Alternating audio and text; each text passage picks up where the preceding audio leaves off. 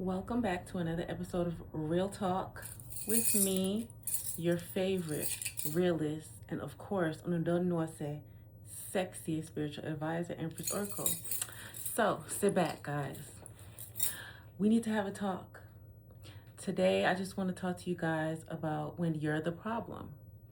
Because a lot of people go through things in life, and sometimes we have a habit of repeating cycles of trauma, cycles of toxic relationships, cycles of drama, and sometimes we just don't understand why. A lot of people say it's never them. A lot of people swear up and down that they don't go looking for confrontation, that they want peace. But then sometimes when you always, everywhere you go, every time you're involved in a relationship with somebody, if conflict always ensues, if it always ends up in drama or something toxic, sometimes you have to look at yourself and ask yourself, am I the problem? And a lot of times, I'm not saying that you're always going to be the problem, because sometimes people will go out of their way to prey on you when they see that you're a peaceful person and they don't have peace in their own lives. However, that does not consistently happen without you noticing certain patterns. Also, sometimes you have to take into consideration that you may be the problem. A lot of times people don't realize that they are attracted to certain things, certain lifestyles, certain energies, because that's what they're used to. That's what they're comfortable with. So they automatically are drawn to people who carry those types of energy just because it's known to them. It's a known energy. It's easy to be identified, and your energy may pick up on that energy because you're used to being around that. The thing is, people have to get used to being uncomfortable, because everything that is comfortable is not good for you. And sometimes, like I said, you'll get drawn to the same thing, the same type of energies out of fear, out of comfort. And then that's when you're the problem, because the common factor is always you. You have to notice when you're being drawn to certain things that you know are not good. When you are drawn to certain scenarios and stuff that you know how that story goes. It's the same shit, different toilet. So you know how it's going to end up. If you constantly put yourself in those kind of environments and stay there, you're a glutton for punishment. You're telling the universe that's what you want. So your mouth will end up contradicting your actions. And that's not the way that we want to live. You have to realize when you keep putting yourself in those same scenarios. If you keep putting yourself in the same scenarios, the same toxic, dramaful cycles around the same kind of negative people, expecting that this time you're going to respond differently or it's going to have a different outcome, you're insane. That's pure insanity. And it seems as though mental health needs to be a top priority in the world at this time, because a lot of people are making insane decisions and doing insane actions, yet saying that they want peace, saying that they want change. You have to understand, we as a people, we have to be the change. It starts with us. I'm not saying that sometimes you won't get caught up, because, as people having a human experience, sometimes you yearn for certain things. And although it's not readily available to you, the first time somebody displays an action that's familiar to you or comforting, you just jump in. Head first, feet first, ass first, pussy first, whatever. But once you realize that, okay, I may have deluded myself, or at first I had this impression of something, but now that I'm in it, it's not really all it's cracked up to be. I see where this is going.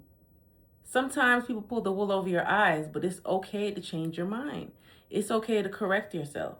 It's okay to realize when you're the problem, because you keep on putting yourself in those same situations. And it's okay for you to walk away. It's okay for you to change your mind. It's okay for you to self-correct. If you can't correct yourself when you realize that you're doing the wrong thing or around the wrong people or whatever, in the wrong energy, if you can't correct yourself, you're definitely not going to heed anybody else telling you that you're in the wrong. And how many times do we have to touch the stove before we realize it's hot? At some point, progress needs to be made in life. It does. And it's very important for people to be self-critical, just as critical as everybody is about everybody else out here in public and society. Everybody has their 2 cents to add to somebody's situation.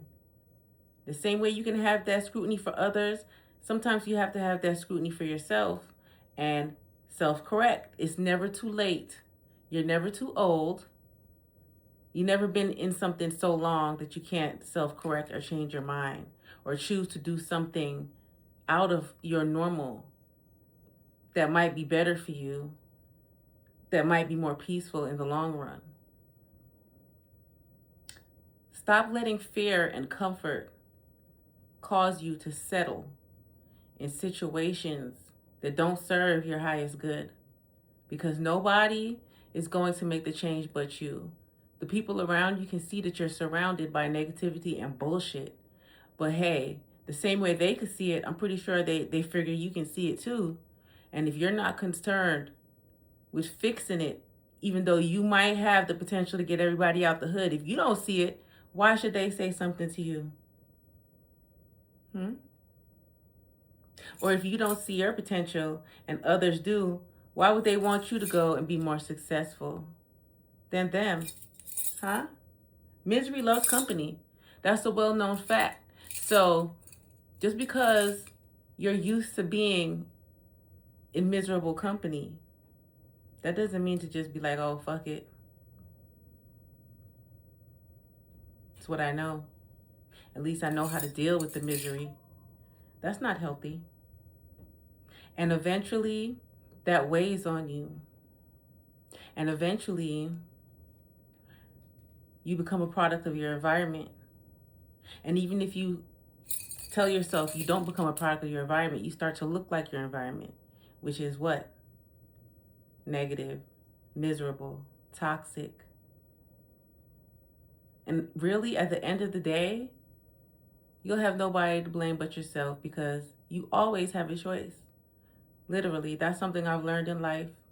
Sometimes people don't want to face that choice because they know it might hurt others. But at the end of the day, are you doing what's best for yourself, for your highest good? Because I'm absolutely convinced that if you're moving with love for yourself, it will somehow benefit others, even if it just becomes a learning experience for them. But that's when you have to know the difference between being, moving selfishly, right? Or moving with purpose, moving for your highest good. Because sometimes some selfish people will say they're doing it for the best, but they're not. They're only doing it for themselves. It's up to everybody to use your discernment. Look around your environment, all the things that you're not happy with, that you complain about. See what part you have to play in it. Be honest with yourself and self-correct.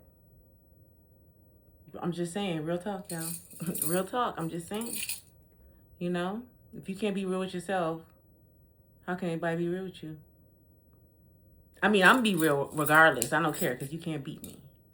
But I'm just saying, somebody has to tell y'all. All right? Well, guys, I'm glad we had this talk. Thank you for tuning in to another episode of Real Talk with Empress Oracle. I love you.